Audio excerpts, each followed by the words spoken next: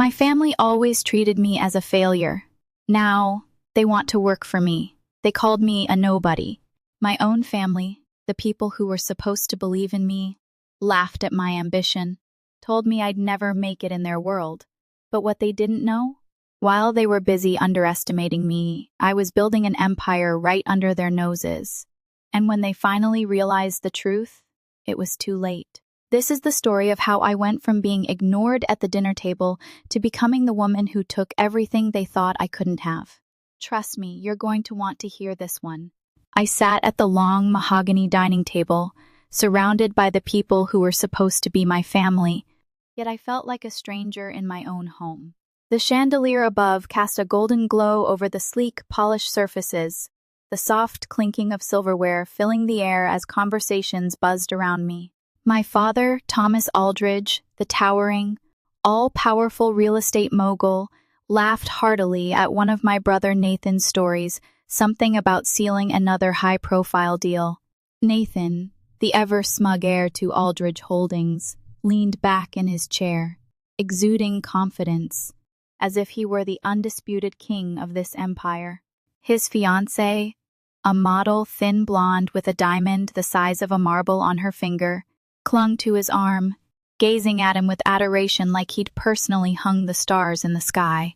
My younger sister, Lillian, barely glanced up from her phone, probably too busy checking the latest engagement numbers on her influencer account. And then there was me, Harper Aldridge, the middle child, the invisible one.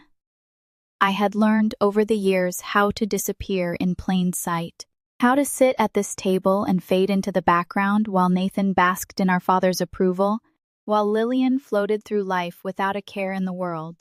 I used to fight for their attention, their respect, their acknowledgement. I graduated at the top of my class, interned at the biggest firms, worked harder than anyone, thinking that if I just proved myself enough, if I just showed them I was just as capable, they'd finally see me. But no matter what I did, no matter how many times I exceeded expectations, it was never enough. My father had already decided that I was too soft, too sentimental, too unfit for the brutal world of business. The conversation at the table swirled around me, but I was barely listening. I was too focused on the way my father's voice dipped into that condescending tone, the one I had heard my whole life. Nathan. Now that was a smart move. Taking that West Side property before Hargrove could snatch it up, that's the kind of killer instinct this business needs. He raised his glass in approval, nodding like his son had just conquered an empire. Nathan smirked, his signature grin that always made me want to roll my eyes. Well, you know, Dad, you either take control or you get left behind. I pushed my food around my plate, willing myself to stay silent. But then my father's gaze flicked toward me, his lips curving into that almost amused smirk. "And what about you, Harper?" he asked, feigning interest. But I knew what was coming. "Still working on those little projects of yours?" A chuckle rippled through the table. My stomach tightened. It wasn't a question. It was a jab. I clenched my fork, forcing a smile. "They're going well," Nathan scoffed. "Come on, Harper.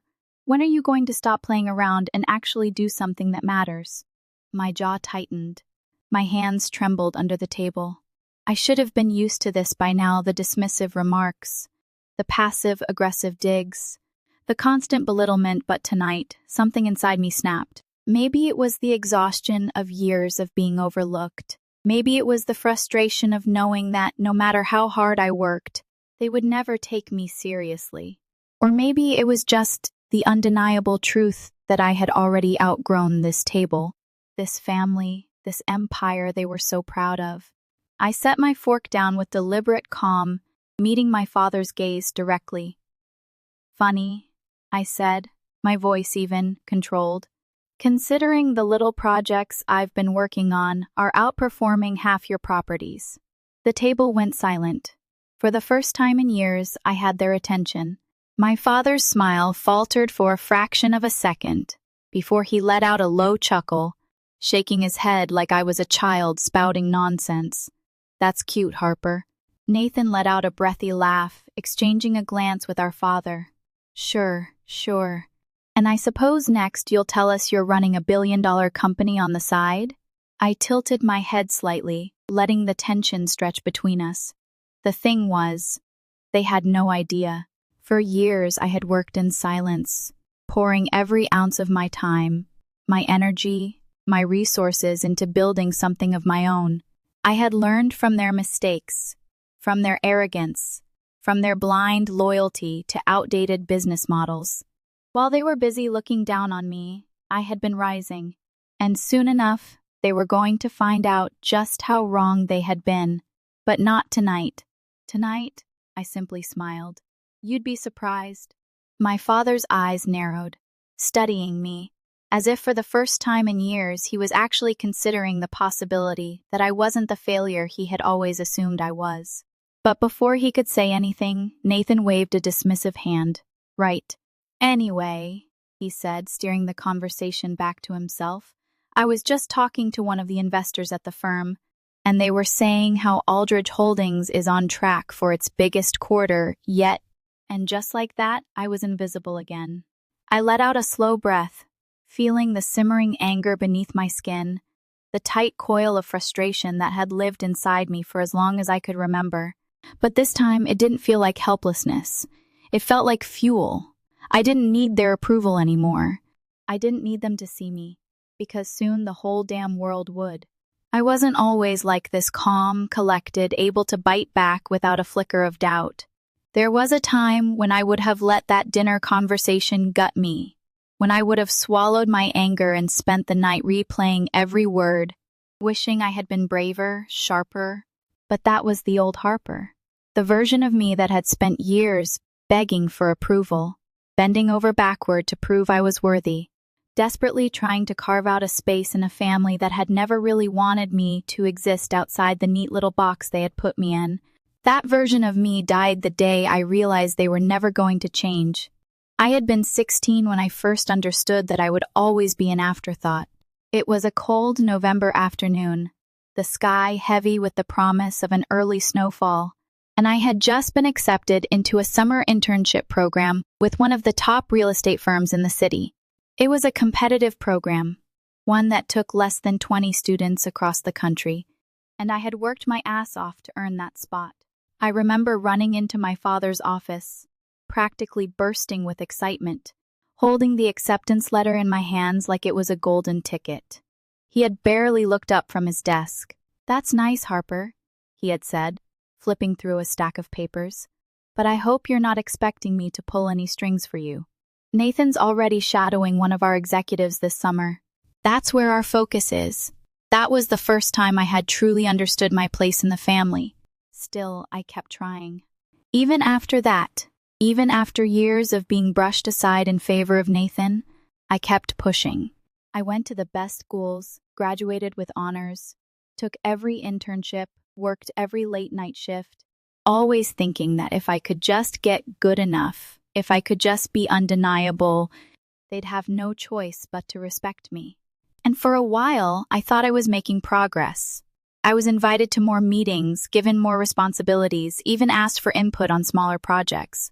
I let myself believe that I was earning my way in. Then came the board meeting, the moment that changed everything.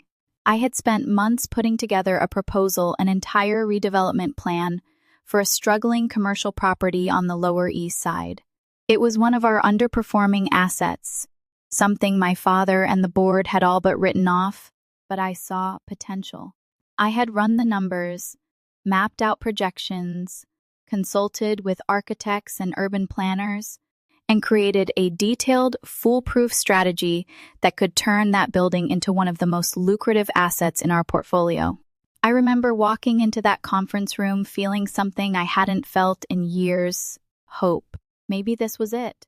Maybe this was the moment they finally saw me. I never even got to finish my pitch. I had barely made it through the first few slides when Nathan leaned back in his chair, let out a dramatic sigh, and waved a dismissive hand. "This is a waste of time," he said, shaking his head. "We've already sunk too much into that property. It's a lost cause." I turned to my father, expecting him to at least let me continue, to hear me out. Instead, he barely glanced at me before nodding. "If Nathan says it's not worth it, then it's not worth it," he said. Next item, that was it. No discussion, no debate, no consideration of the weeks of research and work one had put in. Just like that, my idea was tossed aside like it had never even existed, like I had never existed. I sat there in stunned silence as they moved on to the next topic, my face burning, my hands clenched into fists under the table. I should have said something. I should have fought for it. But in that moment, something inside me cracked, and I realized the truth that had been staring me in the face all along. It didn't matter how smart I was, how hard I worked, or how much I proved myself. They had already decided who I was, and nothing I did was ever going to change that. That night, I made a decision. If they weren't going to let me prove myself in their world, then I was going to build my own. I didn't quit Aldridge Holdings right away. That would have been too obvious. Instead, I played along, kept my head down, showed up to the necessary meetings, nodded in all the right places. But behind the scenes, I started working. I saved every dollar I could, took on extra consulting projects, pored over market reports and property listings every night until my vision blurred. Then, when I had just enough, I made my first move. It was a rundown duplex in Brooklyn, a forgotten little property on the edge of a gentrifying neighborhood. It was all I could afford, but I saw what no one else did: the potential. I spent every weekend there, painting walls, replacing fixtures, learning the ins and outs of property management with my own hands. I made mistakes, plenty of them, but every failure taught me something new. And when I finally sold it a year later, the profit was modest, but it was mine. That was the beginning. From there, I started looking for more undervalued properties, searching for places that others had overlooked. And then I met Elena Chang. She had been in real estate for years, but like me, she had spent most of her career being underestimated, overlooked, dismissed. She was sharp, relentless, and just as hungry to prove people wrong as I was. We became partners, pooling our resources, our skills, our knowledge, and together, we built something real. We called it H&C Investments. For years, we kept my name out of it. We wanted to avoid the scrutiny, the inevitable questions, the risk of my family finding out too soon. Elena became the face of the company, handling the public engagements, the media interviews, the high-profile negotiations. I stayed in the background, focusing on strategy, acquisitions, development, quietly building an empire behind the scenes. And the best part? My father and Nathan never saw it coming. While they were busy congratulating themselves, convinced that Aldridge Holdings was untouchable, we were growing. We were taking the properties they had deemed worthless, the ones they had laughed off, and turning them into some of the most profitable developments in the city. And slowly, without them even realizing it, we had become one of their biggest competitors. They still had no idea, but they would soon. And when that moment came, when they finally realized the truth, I wasn't going to be the one sitting in silence anymore. I had spent years proving myself, working harder than anyone else, only to be dismissed over and over again. But that night, after they shut me down for the last time, I made a decision: if they weren't going to give me a seat at the table, I'd build my own. And let's just say, they never saw it coming. But here's the real question: what do you think happened when my brother finally realized I was his biggest competition? Did he back off and accept defeat? Or did he go to war trying to destroy me? Comment 1, if you think he gave up. 2, if you think he fought back harder. I still remember the first time I walked through the doors of what would become my first real project. The duplex in Brooklyn had been a stepping stone, but this was different. This was the first time I was putting my money, my strategy, and my reputation on the line for something much bigger. It was an old office building on the Lower East Side, forgotten and overlooked, sitting vacant with boarded-up windows and a faded, for sale sign barely hanging onto its rusted chain. Other investors had passed on it, called it a dead space, said it had no potential, but I had done my research. I had seen the way the neighborhood was shifting, the way younger professionals were looking for flexible workspaces, the way demand was growing for mixed-use buildings that could house both residential and commercial spaces. This place was a gold mine, and no one else had realized it yet. No one except me. Elena met me outside the property, arms crossed, eyebrow raised. "You sure about this?" she asked, giving the building a once-over. "It looks like a horror movie set." I smirked, stepping over a broken tile as I pushed the front door open. "That's because everyone else is looking at what it is now," I said. "I'm looking at what it could be." The inside was worse than I expected. The air was thick with dust, the floors creaked beneath our feet, and the remnants of old office furniture sat scattered across the rooms like relics of a forgotten time. There were leaks in the ceiling, graffiti on the walls, and I was pretty sure something had made a nest in one of the air ducts. Most people would have taken one look and walked away. But as I stood there, mapping out every possibility in my mind, I felt something I hadn't felt in years: excitement. Elena sighed, kicking at a loose tile. "All right, genius. Walk me through it." I pulled out my notes, flipping through the numbers, laying out the vision I had been working on for weeks. We buy it for half of what it's worth because the seller is desperate to unload it. Then we split the space into 2 sections. The first 2 floors become retail spaces, the kind of boutique shops and coffee spots that are trending with the younger crowd. The top floors get converted into co-working spaces, modern and minimalist, but designed for long-term lease agreements. We focus on attracting startups, freelancers, and small firms looking for something more flexible than traditional office spaces. The margins are tight at first, but once the initial renovations are done, the cash flow is solid. She listened, arms still crossed, but I could see it the moment she saw what I saw. She nodded slowly. "All right," she said. "Let's do it." That was the moment H&C Investments went from a small, under-the-radar operation to something real, something powerful. We closed the deal within a month. True to my predictions, the seller was desperate, willing to let the building go for far less than its actual value, just to cut their losses. The second the paperwork was signed, we got to work. Every spare moment, every late night, every free hour was spent overseeing renovations, meeting with contractors, redesigning layouts, and making sure that every dollar we put in was going to yield something bigger in return. It was exhausting, it was brutal, and I loved every second of it. Of course, nothing ever goes as smoothly as planned. 3 weeks into the renovations, we hit a roadblock. One of the main structural beams in the building turned out to be compromised, something the previous owner had conveniently left out of the inspection report. Fixing it wasn't just expensive, it was time-consuming, and delays in real estate meant bleeding money. I remember standing in the half-demolished lobby, phone pressed to my ear as I fought with the contractor over the cost estimate. "You said this wasn't going to be an issue," I snapped, pacing the dusty floor. "Now you're telling me it's going to push us back 2 months and cost an extra $100,000? The contractor sighed on the other end of the line. "I'm telling you that if you don't fix it right, you're looking at potential structural failures in a few years.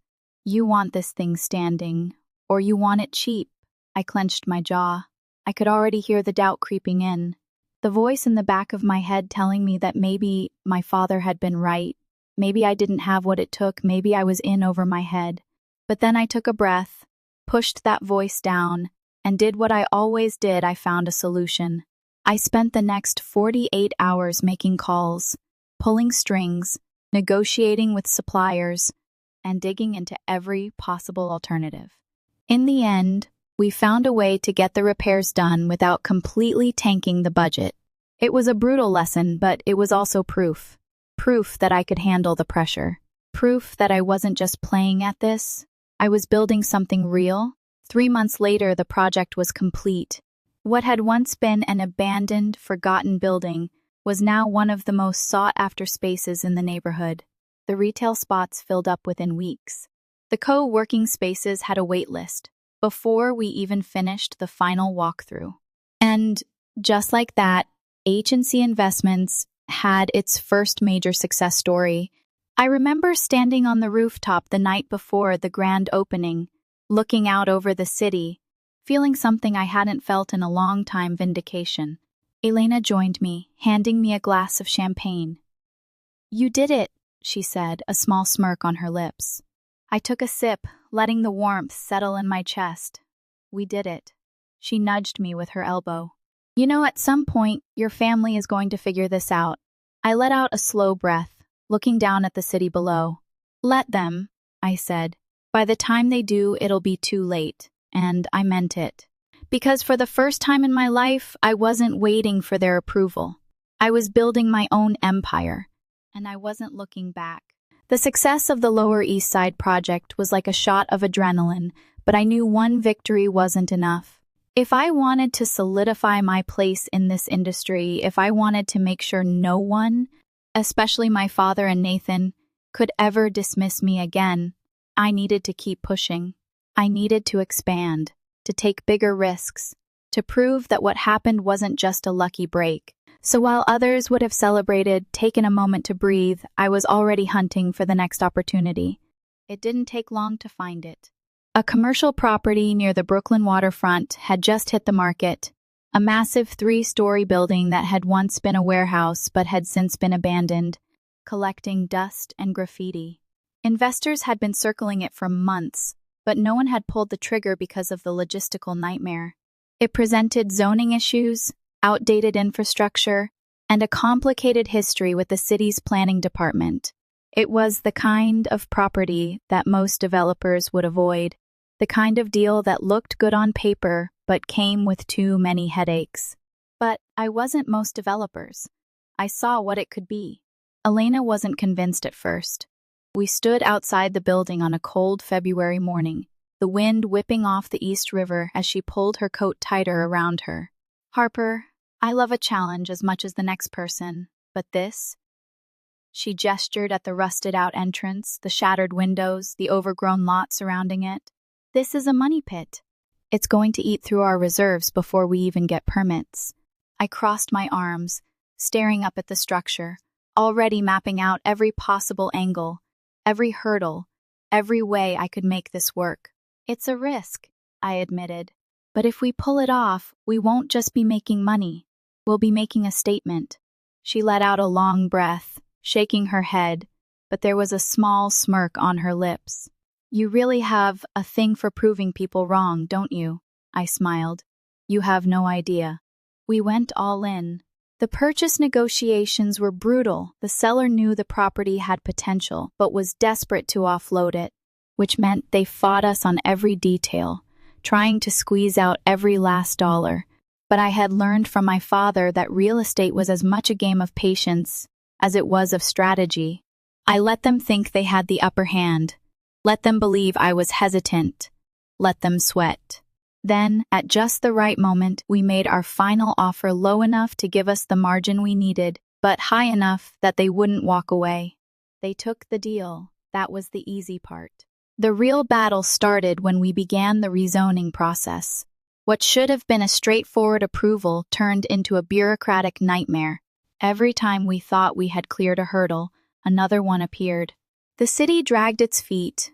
Paperwork got misplaced, and suddenly, we were being told that certain parts of the building were historically significant, which meant more red tape, more restrictions, more delays. It didn't take long to figure out what was happening. Someone didn't want us moving forward. Someone with influence. Someone who had connections at City Hall. I didn't have to think too hard to guess who. Nathan. He wasn't stupid. He might have ignored me at the dinner table, might have laughed off my little projects, but he wasn't blind. He must have started hearing my name in the industry, must have noticed that H&C Investments was growing, that we were buying up properties that Aldridge Holdings had either ignored or underestimated. And if there was one thing I knew about my brother, it was that he didn't like competition. Especially not from me. The realization sent a sharp thrill through me, not of fear but of something else. This was proof. Proof that I was no longer invisible, proof that I was becoming a threat. But if he thought he could stop me with a few calls to city officials, he had no idea who he was dealing with. I spent the next 3 weeks working the system, meeting with city planners, attending every zoning board meeting, making connections, shaking hands, playing the game better than Nathan ever could. Unlike him, I wasn't relying on my last name or my father's reputation to get things done. I was earning it, and people noticed. One night, after yet another frustrating meeting that ended in more stalling, Elena and I sat in a late-night diner, exhaustion weighing heavy on us. She stirred her coffee, watching me carefully. "You could walk away, you know. There are easier deals out there." I leaned back in the booth, running a hand through my hair, letting out a slow breath. "That's exactly what they're hoping for." She smirked. "So what's the plan?" I grinned. "We push harder." And we did. We gathered community support, brought in local businesses that would benefit from the redevelopment, made it impossible for the city to keep dragging their feet without drawing attention. Bit by bit, we forced their hand. 2 months later, we got the approvals.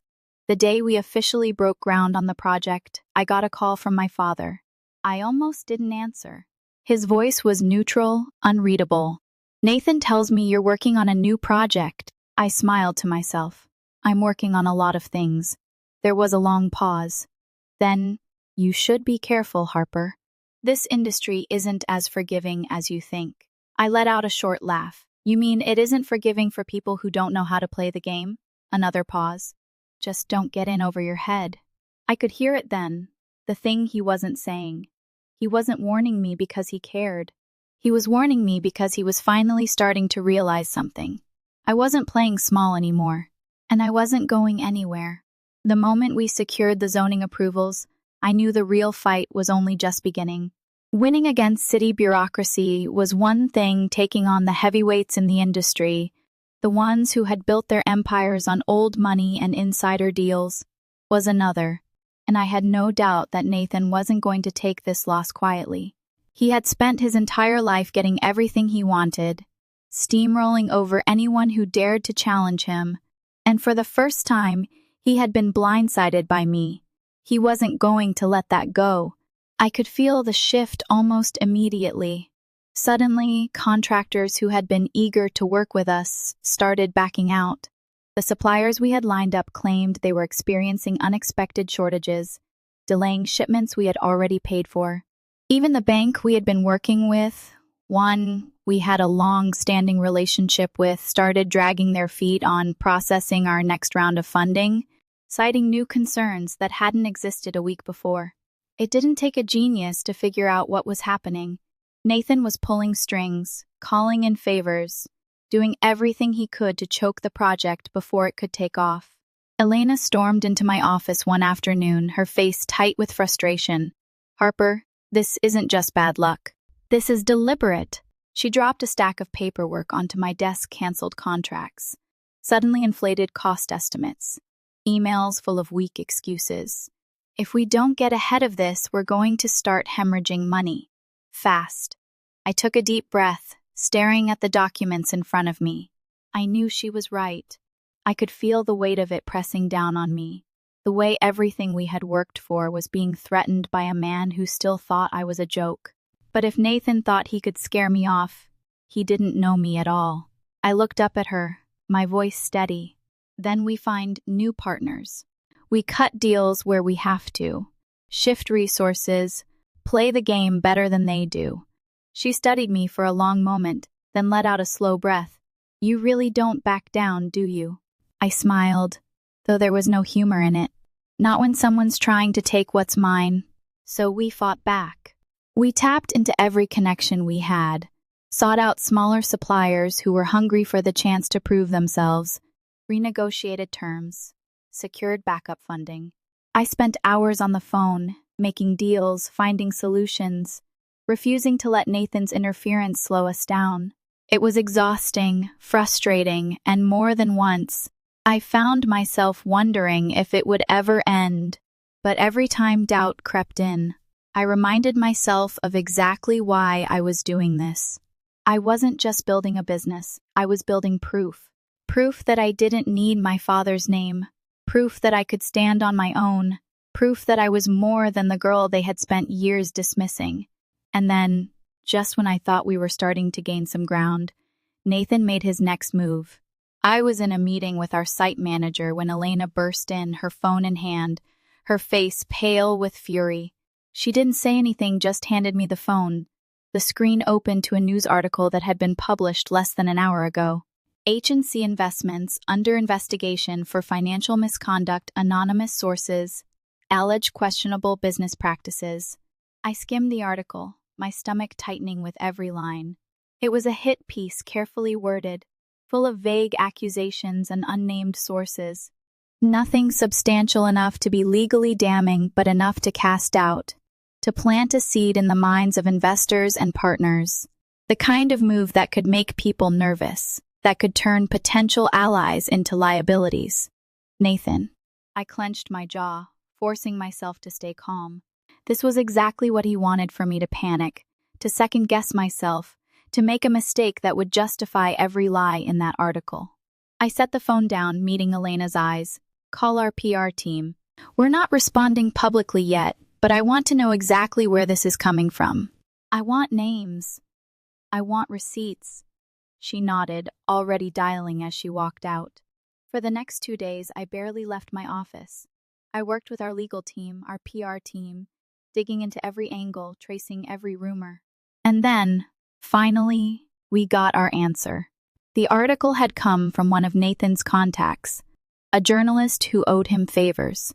The anonymous sources were fabricated, carefully planted to create just enough suspicion to make people hesitate before doing business with us. Classic Nathan. That night, I sat in my office long after everyone else had gone home, staring at the city skyline through the massive floor-to-ceiling windows. I knew what I had to do. Nathan had spent his life believing he was untouchable, that he could crush anyone who got in his way. It was time to remind him that he wasn't the only one who knew how to play dirty. The next morning, I made one call. By that afternoon, another article hit the press. Aldridge Holdings under fire, sources reveal mismanaged properties and internal financial disputes. I didn't even have to dig that deep. Aldridge Holdings had been bleeding money on several mismanaged developments, and their investors were already getting restless. All I had to do was connect the right people, point them in the right direction, and let the truth do the rest. By the time the article went viral, Nathan was calling me. I let it go to voicemail. That evening, Elena walked into my office, a slow smirk on her face. I just got off the phone with 3 of our investors. You know what they said? I raised an eyebrow. They said they're doubling down. Apparently, they don't like being bullied. I exhaled slowly, leaning back in my chair, letting the weight of the last few days settle. We weren't just surviving, we were winning. And for the first time, Nathan was the one scrambling to keep up. The fallout from the article was immediate. Calls flooded into Aldridge Holdings, investors demanding explanations, partners questioning financial stability, board members whispering behind closed doors. Nathan had spent years crafting the illusion of control, of power, of inevitability. And now, with one well-placed strike, I had cracked the foundation beneath him. For days, he stayed quiet. No press statements, no public appearances. That was the thing about men like Nathan, they thrived in confidence, in certainty. The moment the ground beneath them started shifting, they panicked. And that was exactly what I wanted. I was in my office, reviewing our latest financial reports, when my phone buzzed. A number I knew by heart, one I hadn't seen on my screen in years. Nathan. I let it ring twice, just long enough to let him wonder if I'd pick up, then answered. Nathan, I said, keeping my voice even, neutral. There was a beat of silence, then a slow exhale. We need to talk. I glanced out the window at the city below, the lights stretching endlessly into the horizon. He sounded controlled, but I could hear at the edge in his voice, the strain of someone who was used to calling the shots and was suddenly realizing he wasn't holding the gun anymore. Talk about what? I asked. Another pause. Not over the phone. Meet me at the Lexington. Tonight, the Lexington. Of course. The same restaurant where our father had hosted countless business meetings, where Nathan had probably closed half his deals over whiskey and overpriced steaks. It was familiar territory for him, a place where he felt in control. I almost said no, almost told him he wasn't worth my time. But then I thought about everything he had done, every way he had tried to shut me down, every obstacle he had thrown in my path. And I realized something. I didn't want to win from the shadows anymore. I wanted him to see it, to feel it. So I said, 8 o'clock. When I walked into the Lexington that night, I knew immediately that Nathan had arrived early. He was sitting in a corner booth, back straight, shoulders tense, hands wrapped around a glass of bourbon. The moment he saw me, his jaw tightened. I slid into the seat across from him, setting my clutch on the table, leaning back like I had all the time in the world. "Well," I said, tilting my head. "Let's talk." Nathan didn't respond right away. He studied me, his gaze sharp, calculating, like he was trying to figure out how the hell we had ended up here, how the sister he had spent years dismissing was suddenly his biggest problem. Finally, he spoke. "You've made your point, Harper." The first raised an eyebrow. "Have I?" His grip on the glass tightened. "You're not stupid. You know what you did." I smiled. "You mean what you tried to do? What you failed to do?" His eyes flashed, but he didn't take the bait. "You want to prove yourself, fine. But there are lines, Harper. Lines you don't cross." I let out a short laugh. "Lines? That's rich coming from you. Let's recap, shall we? You tried to bury my project before it even started. You called in favors, shut down our funding, fed a hit piece to the press. And now, because I hit back, you suddenly want to talk about lines." I leaned forward, dropping the amused tone, letting him hear the steel underneath. "You don't get to play the victim, Nathan." His jaw clenched, but I saw it the flicker of something else. Not just anger. Uncertainty. For the first time in his life, he wasn't sure if he could win. He exhaled sharply, dragging a hand through his hair. "This isn't just about you, Harper. You're screwing with the family business. You're making enemies you don't even realize exist." I gave him a slow, deliberate smile. "Good." He stared at me like he didn't recognize the person sitting across from him. Maybe he didn't. Maybe he was still clinging to the idea of the quiet, obedient little sister who used to sit at the dinner table, nodding politely while he and Dad talked business. But that girl was gone. Nathan let out a low breath, shaking his head. "You don't know what you're getting yourself into." I leaned back, crossing my arms. "And you don't know what I'm capable of." For a moment, neither of us spoke. The restaurant buzzed around us, voices murmuring, glasses clinking, the hum of New York nightlife threading through the air. And then, just when I thought he might actually drop the facade, he smirked. The same infuriating, condescending smirk he had always worn when we were kids, when he thought he had the upper hand. "All right, Harper," he said, sitting back. "You want to play in the big leagues? Let's see how long you last." I smiled, picking up my clutch. "Oh, Nathan," I said, standing. "I'm not playing. I'm winning." And with that, I walked out, leaving him sitting there, knowing damn well he had just made the biggest mistake of his life.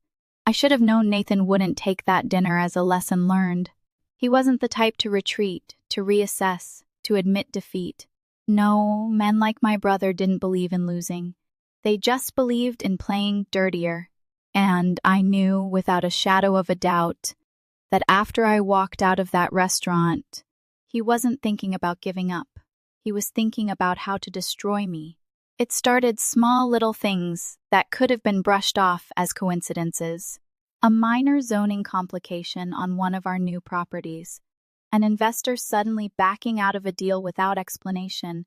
A contractor pulling out last minute due to unexpected delays. But I knew better. I had seen this game played too many times before, and I could feel Nathan's fingerprints all over it. He wasn't just trying to slow me down. He was trying to bleed me dry, to make my company hemorrhage money until I had no choice but to fold. I refused to let that happen. Elena and I were in my office, the city lights casting long shadows against the floor to ceiling windows, as we pored over spreadsheets, contracts, emails, every single piece of our business that Nathan could possibly be meddling with. She tapped her pen against the desk, shaking her head. "He's hitting us from every angle," she muttered. "Zoning, permits, funding, supply chains, he's making sure there's no single fire we can put out without 3 more popping up." I exhaled sharply, rubbing my temples. "Which means he's getting desperate," I said. "If he was confident, he wouldn't be playing whack-a-mole with our operations. He'd be coming straight for us." She raised an eyebrow. "So what's the move?" I looked down at the numbers in front of me, my mind racing through every possible counterattack. Then, slowly, I smiled. "We let him think it's working." Elena blinked. "You want him to think we're losing?" "Not losing," I clarified. "Struggling. Just enough for him to get cocky, to think he's in control. Then, when he overplays his hand, we take the whole damn table from under him." She grinned. "Now that's the Harper I know." So we played along. We made it look like his tactics were working, like the financial strain was starting to show, like we were scrambling to keep our projects on track. We let whispers spread that H&C Investments was facing internal pressure, that some of our investors were getting cold feet. And just as I expected, Nathan took the bait. 2 weeks later, I got a call from one of our contacts inside Aldridge Holdings. "You might want to brace yourself," he said. "Nathan's planning something big." I leaned back in my chair, gripping my phone tighter. Define big. Hostile takeover.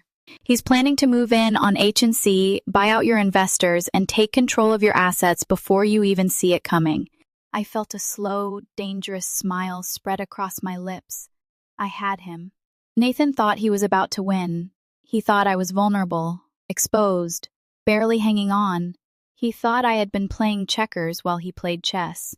But he never realized I had been playing an entirely different game. That night, I called an emergency meeting with my core team. Elena sat across from me, eyes sharp, waiting for the plan. I glanced around the room at the people who had helped me build this from the ground up. "It's time to go for the throat," I said. And we did. While Nathan had been busy orchestrating his little takeover, we had been preparing our own. I had spent weeks quietly securing additional funding, bringing in silent partners who believed in our vision. We had built relationships with key figures in the industry, people who were more than happy to see Aldridge Holdings take a hit. And the second Nathan made his move, we countered with one of our own. By the time he realized what was happening, it was already too late. He had expected to walk into a meeting with my investors and buy them out. Instead, he walked into a meeting where I had already bought out his. Aldridge Holdings didn't just fail to take H&C Investments. They lost one of their biggest assets in the process. The next morning, my phone rang. "Nathan," I answered, keeping my voice perfectly neutral. "Nathan." Silence. Then a sharp inhale. "You think this is over?" I laughed, low and steady. "Oh, brother," I said, leaning back in my chair. "It's just getting started."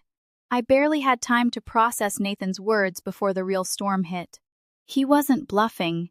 If anything, his failed takeover had only made him more reckless, more dangerous. Losing wasn't something Nathan did quietly. "No," he lashed out, clawed at whatever he could, desperate to drag me down with him. And this time, he wasn't just aiming for my business, he was coming for my reputation. It started with whispers, rumors spreading through the industry like wildfire, carefully planted in the right circles. Investors suddenly wary, business partners hesitating, questions being asked behind closed doors. The kind of questions that had no real answers but were dangerous simply because they existed. Can H&C really handle their expansion? Are they overextending? Have they been covering up financial troubles? I knew exactly what Nathan was doing. He was planting doubt, not with facts, not with anything concrete, just enough uncertainty to make people nervous. Then came the legal threats. I was in a morning meeting when Elena stormed into my office, a thick envelope clutched in her hand. She tossed it onto my desk without a word. I picked it up, flipping through the pages, my stomach tightening as I scanned the familiar name at the top. Aldridge Holdings. They were suing us. The claim? Breach of contract, corporate espionage, and business interference. It was bullshit, all of it. There was no contract to breach, no spying, no interference at least, nothing illegal. But that didn't matter. The goal wasn't to win.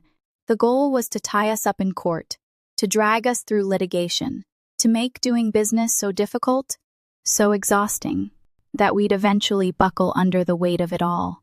I tossed the papers onto the desk and let out a slow breath. Nathan's losing control. Elena sat down across from me, arms crossed, her expression tight. Yeah? Feels like he's the one controlling the damn narrative right now. I shook my head. Not for long. She studied me, waiting. What's the move? I leaned forward. We flipped the script. If Nathan wanted a public battle, I was more than happy to give him one. But it wasn't going to be the fight he expected. He wanted us defensive, scrambling to put out fires. Instead, we were going on the offensive. The next day, I sat down for an exclusive interview with one of the top real estate journalists in the city. I let them into our offices, walked them through our projects, laid out the future of H&C Investments with confidence and clarity. I didn't just refute the rumors, I buried them. I made it clear that we weren't struggling, that we weren't intimidated, and that Aldridge Holdings wasn't the giant it once was. And I did it all without mentioning Nathan once. Because nothing pissed off a man like him more than being treated as irrelevant. But the real dagger came a week later. A new report surfaced, one that detailed years of mismanagement inside Aldridge Holdings. Overpriced developments, shady partnerships, projects that bled money while executives padded their own pockets. It wasn't anything I had planted. I hadn't needed to. Nathan's downfall had already been written into his company's foundation. All I had done was step aside and let the cracks show. When the story broke, Aldridge Holdings stock took a hit. Investors panicked. Board members whispered. And for the first time, the company my father had spent his entire life building looked vulnerable. I was sitting in my office late that night when my phone rang. I didn't need to check the caller ID. I picked up, keeping my voice calm. Nathan. There was no pretense this time. No smug arrogance, no careful manipulation. Just pure, unfiltered rage. You think you've won? His voice was low, venomous. I leaned back in my chair, staring out over the city. I think you're finally realizing that I'm not someone you can just brush aside. Silence. Then a bitter laugh. You really think you're different from me, don't you? I smiled, though he couldn't see it. Oh, I know I am. And for the first time, I knew he did too. The fallout from Nathan's collapse was swift and brutal. Aldridge Holdings had always been a symbol of power, an untouchable empire built on prestige and old money. But power, I had learned, was never about the illusion, it was about control. And the moment Nathan lost control, the walls of his empire started to crack. Investors pulled out, confidence in his leadership wavered, and suddenly, the whispers weren't just about H&C Investments anymore. They were about him. About the CEO who had let his arrogance blind him. About the man who had underestimated the wrong person. I didn't reach out to him. I didn't need to. I knew Nathan was too proud to come to me, to admit that he had been beaten at his own game. But I also knew that the board of Aldridge Holdings wouldn't wait for him to clean up his mess. They had no loyalty to him, no reason to stand by a man who had proven himself reckless and impulsive. And sure enough, it wasn't long before news broke that Nathan had been forced to step down. I was in my office when I saw the headline, Nathan Aldridge removed as CEO, board cites need for new leadership amid financial turmoil. I stared at the words for a long time, letting them sink in, feeling the weight of what had just happened. This wasn't just a victory. This was a shift in power. A confirmation of what I had always known, that Nathan had never been untouchable. That my father had chosen the wrong heir. Elena walked in a moment later, a knowing smirk on her lips. So, she said, dropping into the chair across from me. How does it feel? I exhaled slowly, leaning back. Like it took too damn long. She laughed, shaking her head. Well, you did it. You wanted to prove them wrong? Consider it done. And yet, as I sat there staring at the article, I realized something. It wasn't about proving them wrong anymore. It never had been. I had spent so much of my life chasing their approval, trying to carve out a place for myself in a family that had never really seen me. And now, after all this, I wasn't sure I cared anymore. Because I had built something bigger, something stronger, something that wasn't defined by my last name or by the expectations they had placed on me. I had built my own empire. And I had done it on my terms. A few days later, my father called. It had been months since we had last spoken. Not since the night he warned me to be careful. Not since he had still believed that Nathan could crush me. I considered letting it go to voicemail, but curiosity won out. I picked up. Dad. There was a pause. Then, Harper. His voice was different. There was no edge to it, no condescension. Just something quieter. Something I couldn't quite place. I assume you've seen the news, he said. I smiled slightly. Hard to miss. Another pause. They want me to come back, he said finally. The board. I raised an eyebrow. That wasn't surprising. My father was the only thing holding Aldrich Holdings together now. He had stepped away years ago, handed the reins to Nathan, but with his son's failure now public record, the company was desperate for stability. And, I prompted, I haven't decided, he admitted. For the first time in my life, I heard something in his voice I had never heard before. Hesitation, uncertainty. Thomas Aldrich had always been the kind of man who spoke in absolutes, who made decisions with conviction, who never second-guessed himself. And yet, now, he sounded almost lost. You know, I said after a moment, I could make you an offer. There was a beat of silence. Then, a sharp exhale. You want to buy Aldrich Holdings? I shrugged, even though he couldn't see me. Why not? You always said it was about survival of the fittest. Looks like I came out on top. He let out a low chuckle. I suppose you did. I expected him to fight back, to tell me that Aldrich Holdings would never belong to me, that it was bigger than me. But he didn't. Instead, he said, meet me for dinner. It wasn't an apology. It wasn't an admission of defeat, but it was something. A few nights later, I found myself at the same restaurant where Nathan had first tried to put me in my place, the Lexington. This time, I walked in differently. This time, people looked at me when I entered. My father was already there, seated at his usual table in the corner. I slid into the seat across from him, studying him the way I imagined he was studying me. For a long moment, neither of us spoke. Then finally, he said, I underestimated you. I tilted my head. You did? He nodded, as if accepting it. So, what happens now? I leaned back, letting the silence stretch. That depends, I said. Are you asking as my father, or as a businessman? He smiled slightly. Maybe both. And for the first time, I let myself wonder, maybe, just maybe, I had already won. So, after everything, after the betrayals, the sabotage, the fight for my place, I didn't just prove them wrong. I made sure they'd never doubt me again.